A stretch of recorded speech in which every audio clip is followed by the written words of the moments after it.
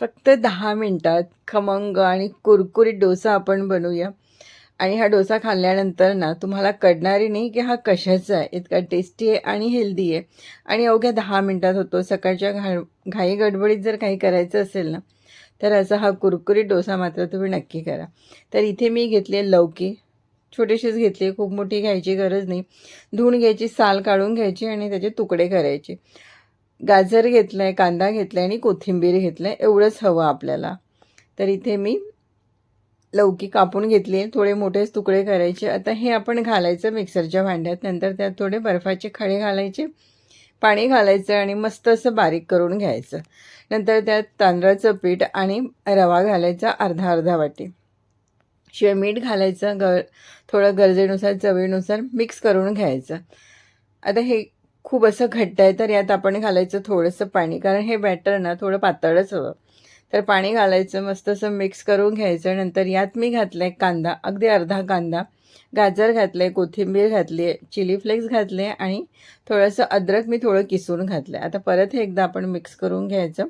खूप आता भाज्या घालायची गरज नाही आहे. थोडं पाणी घालायचं, कारण हे बॅटरना पातळच करायचं, कारण रवा घातला आहे, रवा नंतर फुलतो.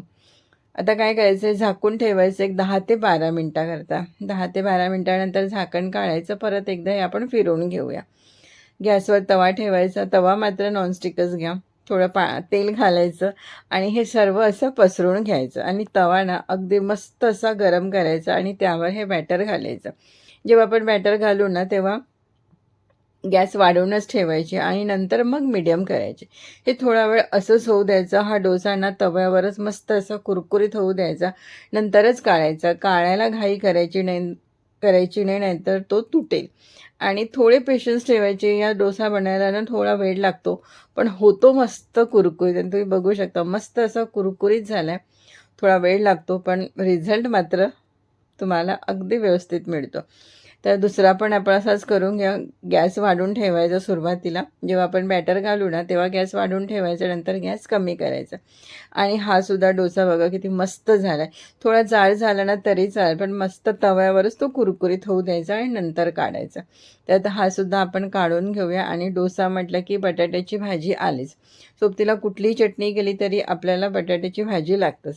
तर इथे मस्त अशी बटाट्याची भाजी मी केलेली आहे. डोसा बघा काय मस्त असं कुरकुरीत झाला आहे. हे बघा मी तोडून दाखवते तुम्हाला, मस्त कुरकुरीत आणि अवघ्या 10 ते 12 मिनटात, जास्तीत जास्त 15 मिनटात. सकाळच्या घाईगडबडीत जर काही करायचं असेल ना, असा हा लौकीचा डोसा घ्या.